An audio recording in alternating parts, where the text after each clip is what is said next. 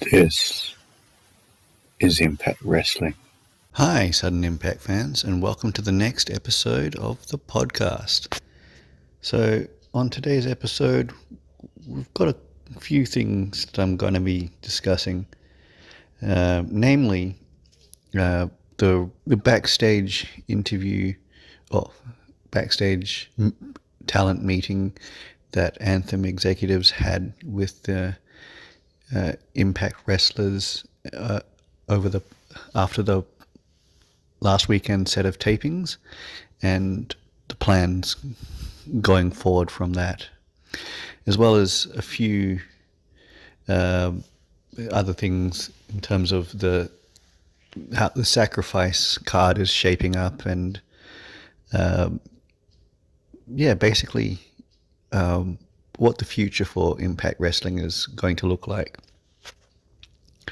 So after the No Surrender PLE and the subsequent TV tapings that happened last weekend, Anthem executives had a meeting with all of the Impact Wrestling or TNA Wrestling talent and got their opportunity to provide feedback on how they were feeling about the situation with Scott Demore being fired, and and basically they said that Anthem understood that some of Impact TNA wrestlers and other talent were not happy with it, but that's just the way things happen,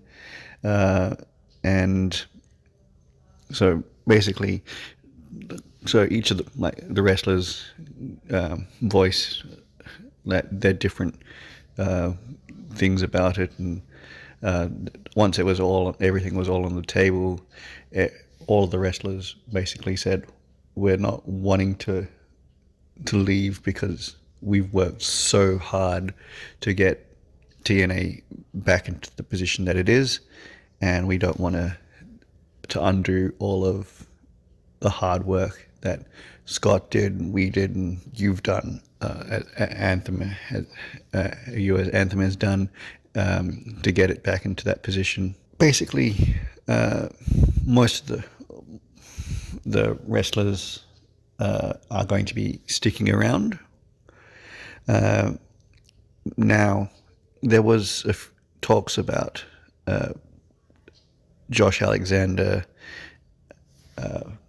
wanting to leave TNA and explore his options in the free agency, and then present those offers to TNA and see if they could renegotiate a contract down the line, but TNA opted to exercise the extra year option on his contract, even though Josh Alexander didn't expressly said that he didn't want them to do that, but they did it anyway, and so he seems to be okay with it. He understands why they did it. So I just don't know what's going to happen come this time next year. But hopefully we get him, hopefully TNA is able to convince him or to re-sign or next year onwards. But someone who is who's not looking like they're going to re-sign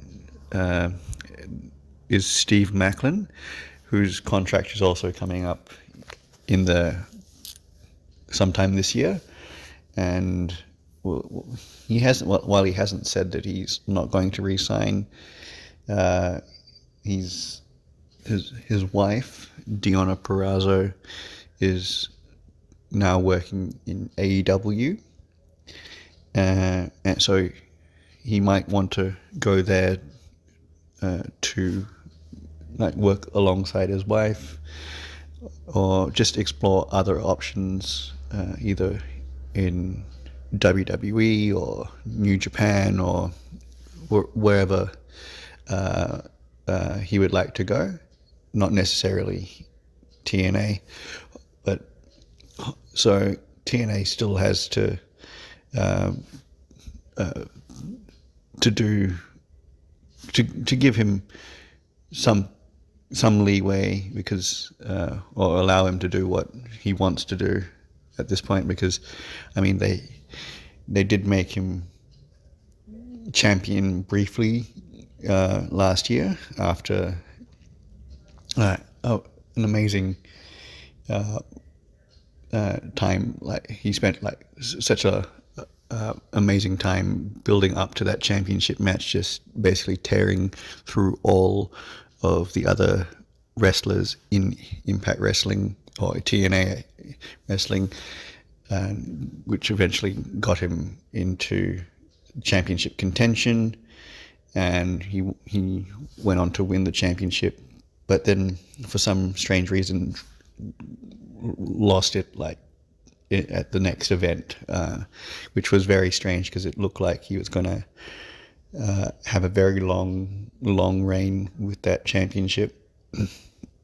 So I'm not sure what was going on there, and so maybe he wants to explore something outside of Impact Wrestling, much like Josh Alexander wanted to do, and then like come back to Impact, come back to TNA, just try and renegotiate another contract with them. In terms of news coming out of that meeting that they Anthem executives had with the TNA staff and talent, they were also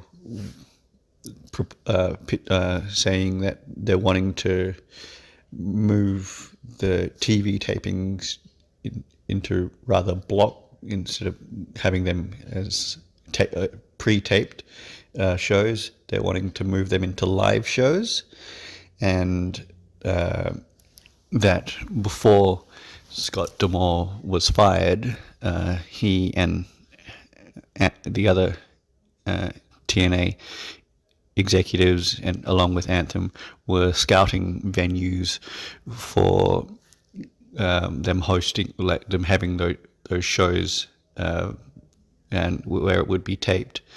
And they narrowed it, like they've like zoned in on Full Sail University in Florida.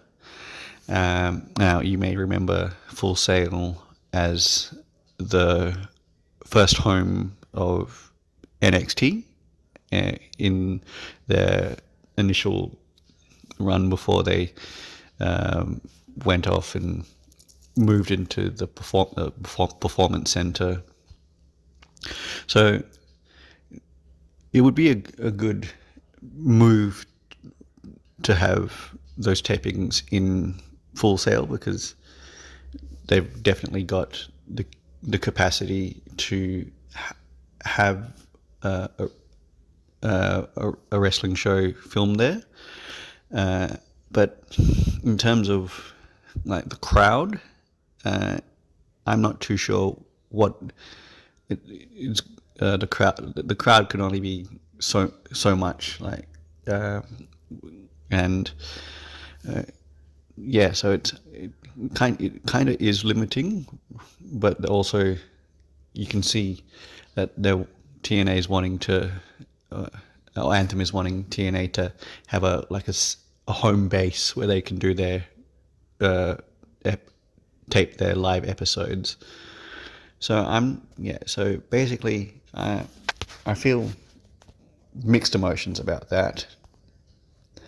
So in one way, it's good that TNA is going to do live TV in a place where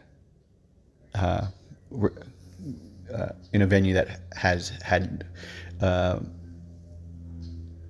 wrestling shows produced and quality wrestling shows produced in terms of visuals as well, because we know the backstage thing is pretty good with TNA in terms of booking and as well. So at this moment, I'm cautiously optimistic about it. But those live shows are scheduled to start at the end or later in 2024, and then going full time in from 2025. So the ones in 2024 are just mainly to test the waters in terms of seeing how many, what the interest levels are like from the fans, and basically if it's feasible going to do live tapings from 2025 onwards. And also coming out of the No Surrender weekend, now this may be a bit of spoilers, but there's been several matches announced, and those matches are all championship matches. And for those of you who haven't watched New Japan's event over the weekend, Nick Nemeth defeated David Finlay to become the global champion, and he will now be defending that championship at Sacrifice against Steve Macklin in their match. Also, another a potential match that may happen at Sacrifice is a match involving Alexander Hammerstone, who last wrestled for TNA at their Hard to Kill pay-per-view in a losing effort to Josh Alexander. Now,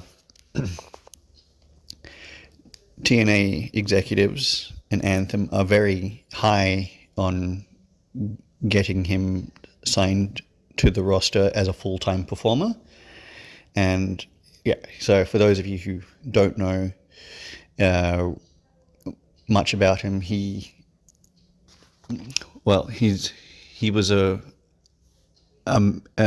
Major League Wrestling heavyweight champion for like over a year, and he put on some absolute spectacular matches against Jacob Fatu and most of his opponents during that time. I'm not too familiar with Major League Wrestling, but those were some of the matches that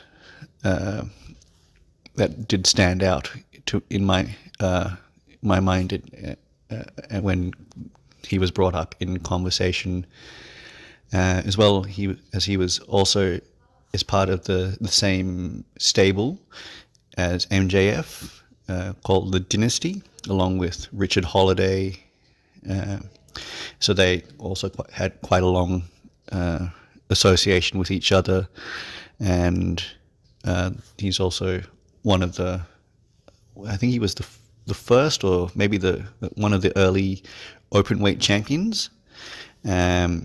So, and he just basically is a fantastic wrestler. He's a big guy, like as you would have seen at Hard to Kill. He can do some fantastic power moves. He's surprisingly agile as well. And yeah, I think now that TNA executives are really wanting to sign him, because he's still a free agent for some reason.